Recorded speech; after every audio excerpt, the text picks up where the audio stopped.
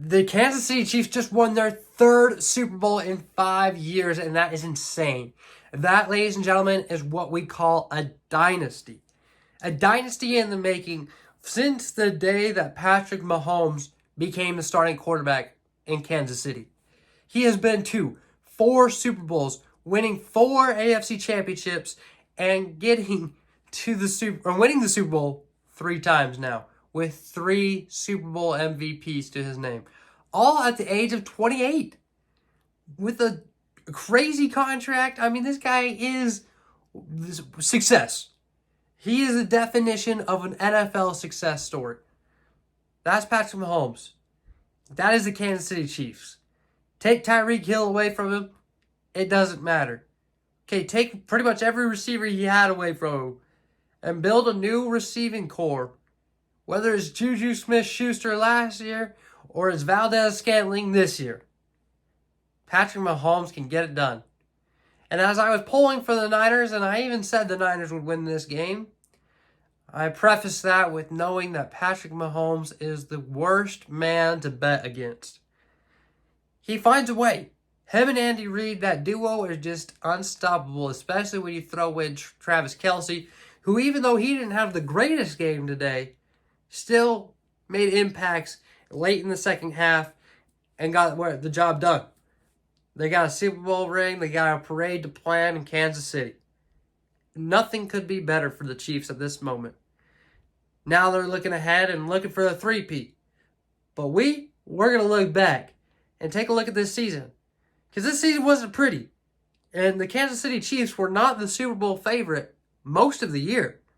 Starting out on the opening night of football, the Thursday night game to start the season, they lost to the Detroit Lions. Now, it wasn't super alarming because the Lions had a good end of the season last year. Obviously, we saw what the Lions were capable of this year. And they were also missing Travis Kelce due to a hamstring injury and Chris Jones due to a contract negotiation. And it just fell short. The team came back together. They won a couple games.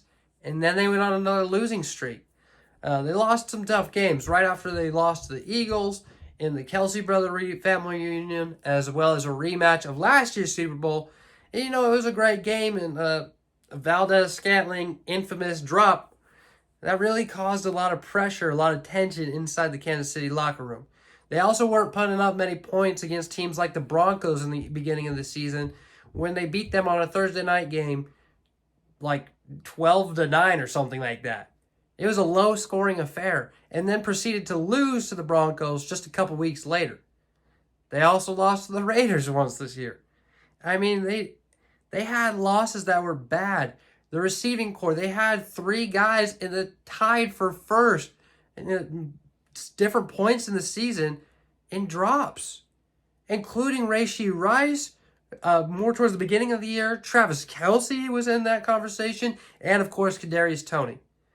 Now, Kadarius Toney really didn't have much to do in the playoffs, including today in the Super Bowl after being inactive in the AFC Championship game. But Rashee Rice and Travis Kelce, obviously Travis not having the best year of his career, but it certainly wasn't a bad one at that. Maybe for him it is, but, for most tight ends, definitely not a bad year. And Rashee Rice was just a rook, and it took him a minute to get into the NFL swing of things. And he got there. He had a great end of the season, as well as a very solid playoff run, ending, again, with a ring on his finger. So congratulations to the Kansas City Chiefs. Though it looked bleak, they managed to pull it out. It looked bleak through most of the season. These guys just did not look like the best constructed football team.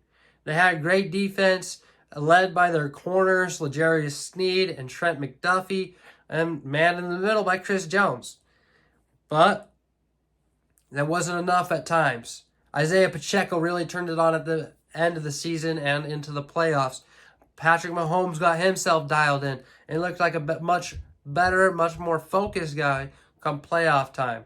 And he did what he needed to do. Even in this Super Bowl game, it didn't look pretty. I mean, the Niners were the first to score 10 points, 10-0. And the Chiefs barely sneaking in 3 points to end the first half after what was a bleak first half entirely offensively for them, with a fumble, and not finding any kind of continuity on offense at all.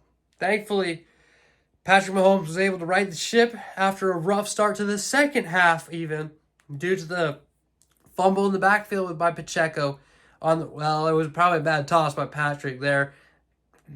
Pacheco couldn't handle it, lost 4 yards. Next play, Patrick Mahomes throws an interception. And what should have led to an easy field goal by the 49ers, but they weren't able to quite get that, which was huge. They missed that. They give the ball back to Patrick Mahomes down their own 2-yard line. Mahomes does enough to get some breathing room. They have to kick it away, and the Niners kick it again. But it was a little back and forth battle before Patrick Mahomes and the offense found some rhythm. And the Niners, in one of their touchdowns, missing an extra point was critical. And what should have been a 4-point game led to a 3-point game, allowing Patrick Mahomes and the Kansas City offense to work a quick 2-minute drill, get in field goal range, kick the field goal, send it to overtime. And then in overtime with the new rules, even regardless, the 49ers, they kicked a field goal in overtime, and Patrick Mahomes drives down the field and gets a touchdown to Mecole Hardman. And the rest is, just unfolding now. As we said, Patrick Mahomes gets his 3rd MVP, which is just insane to think of for a 28-year-old quarterback. This man has got so many more years left in him. This Chiefs team is still so good. Now we have to worry about some things such as the defense. We've got some expiring contracts, including a Chris Jones negotiation. Okay? There's a lot to figure out. What are they going to do on the receiver side? And I don't know. We will find out in the coming weeks, the coming months. For the 49ers, just kind of shot themselves in the foot there in the second half. The offense couldn't find much life. Several 3-and-outs to start the second half. Christian McCaffrey couldn't really get his rhythm. He kind of looked beat up and bruised and tired in this one. I would have liked to see a little bit of Elijah Mitchell in this game, as well as I would have liked to see a little bit more aggressive play calling from Kyle Shanahan. The only really aggressive play I can think of is when they went for it on a 4th down, and that led to a touchdown. Now, that was obviously the right call, but I disagreed with that one in the moment. I thought they should kick the field goal and tie the game up. Instead, they get 6 points on the touchdown, missing the extra point. Maybe a move on from kicker is what the Niners really need to do. But I would have liked to see them be a little bit more aggressive. I would have liked to see them continue to push the football in the middle of the field with those short routes with Brandon Ayuk. I would have liked to see him get a little bit more involved, as well as George Kittle. I know it was hard going out with L'Jarius Sneed and Trent McDuffie, but you had Nick Bolton on George Kittle. You had their 3rd best, 4th best, the corners on Jawan Jennings, who had himself a day. He looked like the best 49er of the day, honestly. Debo was dealing with some injuries. Obviously, Kittle was dealing with something there in overtime, which could have made a difference here and there. Losing Dre Greenlaw at the beginning of the game is a huge blow to that Niners defense. But there was injuries on both sides. So it's tough to say. It was a good, fun football game regardless. Again, I would have liked to see the Niners put a little more pressure. Let Brock do a little bit more. Brock didn't really make the throws he needed to make, but that interior line didn't really give him much time either. Chris Jones was in his face all day long, and Trent Williams wasn't even being that much of a beast either. He had several costly penalties, and he got blown up on a couple plays. The offensive line just got beat. And Andy Reid at the beginning of the game said it was going to come down to the trenches, and the Chiefs' trench won. Nick Bosa, Chase Young, they did their thing containing Patrick Mahomes, but the interior guys in Hargraves and Kinlaw couldn't get home.